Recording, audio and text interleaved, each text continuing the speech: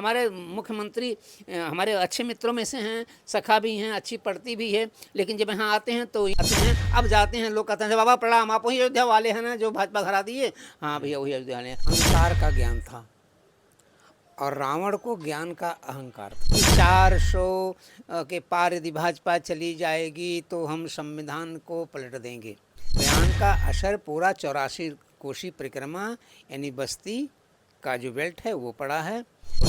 वो इतने बदतमीज टाइप हो गए हैं कि सारे साधुओं को परेशान करते हैं। तो निश्चित तौर से अयोध्या में साधु संत नाराज हैं। जिसके पास न कोई साधन है, कुछ नहीं है, वो दादागिरी कर रहा है। साधु दादागिरी कर, हमने तो जाना छोड़ दिया। हमने कहा भाई अपनी इज्जत है, अपनी बात। लोकसभा चुनाव का रिजल्ट आते ही एक जो शहर है वो सबसे चर्चा का विषय बना हुआ है, वो है अयोध्या। अयोध्या अभी कुछ दिन पहले भी चर्चा का विषय था, जब श्री राम की जो प्रभु श्री राम की प्राण प्रतिष्ठा का कार्यक्रम रखा गया था, तब हजारों की संख्या में जो तमाम गेस्ट है वो यहाँ पर पहुंचे हुए थे। प्रधानमंत्री नरेंद्र मोदी खुद यहाँ पर प्राण प्रतिष्ठा करने के लिए यहाँ पर पहुंचे हुए थे। उसके बाद एक बार फिर से जो अयोध्या इसमें चर्चा का विषय बना हुआ है, तब जब लोकसभा चुनाव 2024 का रिजल्ट आ जाता है तब, क्योंकि जो लोकसभा चुनाव 2024 में अयोध्या की जो सीट है वो भाजपा हार जाती है। वहीं समाजवादी पार्टी की बात करें तो उनके जो उम्मीदवार हैं वो विजयश्री का जो सर ताज है वो उनके सर पे बनता है।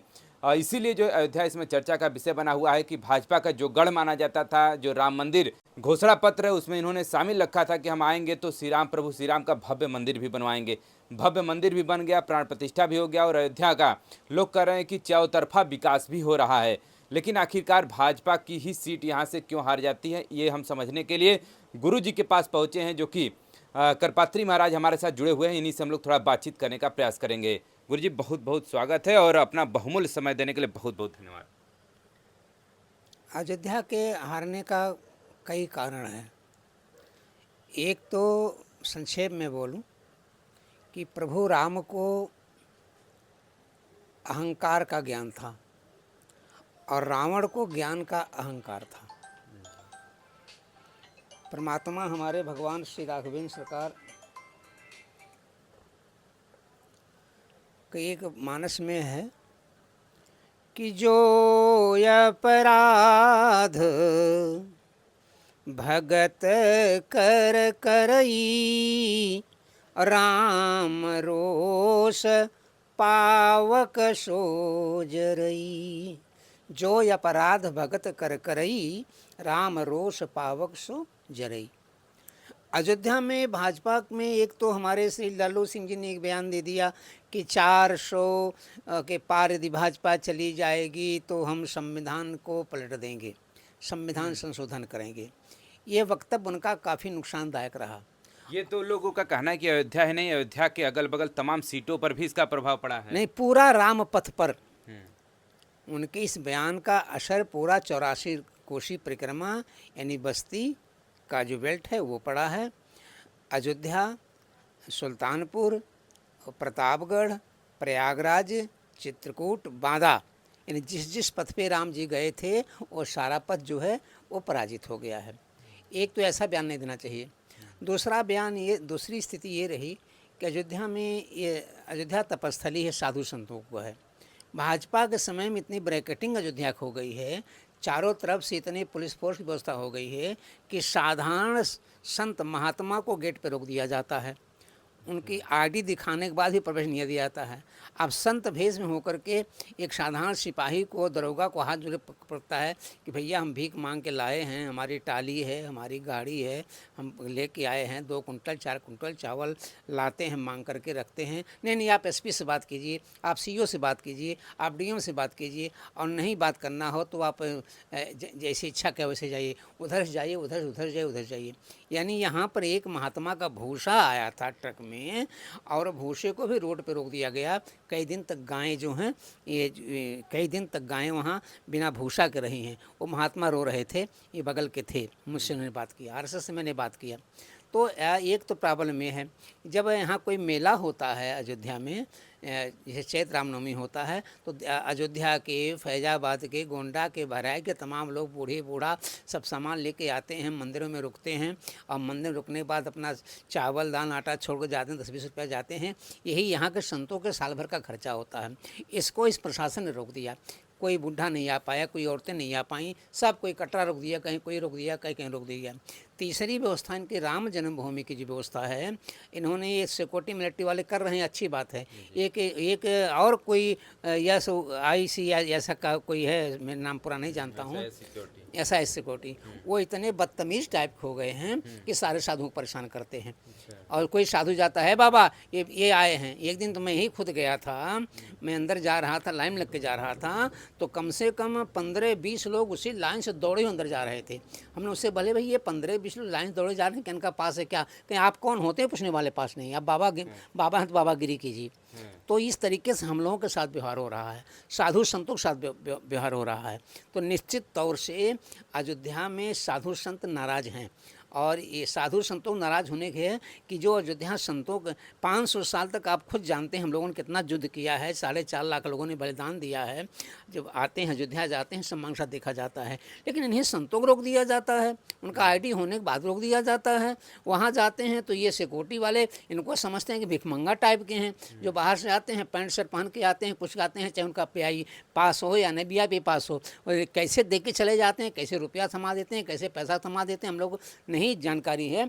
और जो किसी ने पकड़ में आए हैं, 2 लोग पकड़ में आए हैं, जेल में गए हैं, ये लोग भी पकड़ में आए हैं। तो सबसे बड़ी इतनी सेंसिटिव स्थान को आपने एक सिक्योरिटी के हाथ सौंप दिया है, जिसके पास ना कोई साधन है, कुछ नहीं है, वो दादागिरी कर रहा है, साधु दादागिरी करना हमने जाना छोड़ दिया। हमने कहा भाई अपनी इज्जत है, अपनी बात बचाने के लिए वहाँ कौन लड़ने जाएगा, सिक्योरिटी में आएगा। तो एक तो भाजपा के पास थोड़ा सा अहंकार सा आ गया था।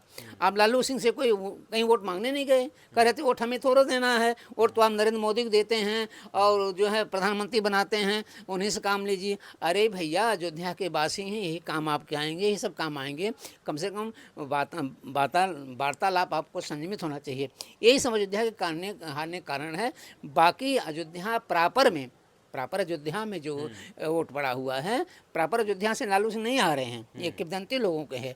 ये रुधौली से मिल्कीपुर का क्षेत्र जो है वो पड़ता है, प्रॉपर अयोध्या से नहीं हारे, राम जी नहीं हराए हैं। लेकिन ये है कि जो अहंकार के वशीभूत होगा, राम उस अहंकार को तोड़ेंगे, निश्चित तौर से तोड़ेंगे। एक और बात चल रही थी कि जब यहाँ का जो विकास होना था तो उसके बाद चौड़ीगढ़ का तमाम काम हुआ, तमाम जो पुराने दुकानें थी, कहा जा रहा था कि रामपथ में 2200 दुकानों को तोड़ा गया है, तो क्या उनको उचित मुआवजा नहीं मिला क्या, जिससे वो लोग नाखुश थे? अब बताए, रामपथ में तोड़ा गया, चलो ठीक हो, उचित मुआवजा देगा गया। यहाँ सप्त सागर हैं, कई सागर हैं, कई कुंड हैं, वहाँ सब नजुल की ज़मीनें हैं, वहाँ सब लोगों ने बनवा रखा है। अच्छे समय यही सब सागर है, और थोड़ा सा कुआं सा बचा था, वो भी लोगों ने घेर लिया। सारे ज़मीनें नजुल की हैं। यहाँ बुलडोजर कब चलेगा? काहे ना बुलडोजर चलेगा? यहाँ आखिर बुलडोजर चलना चाहिए ना। अयोध्या का विकास करना हो तो अयोध्या की परिपाटी के अनुसार विकास कीजिए, हमको कोई परेशानी नहीं है।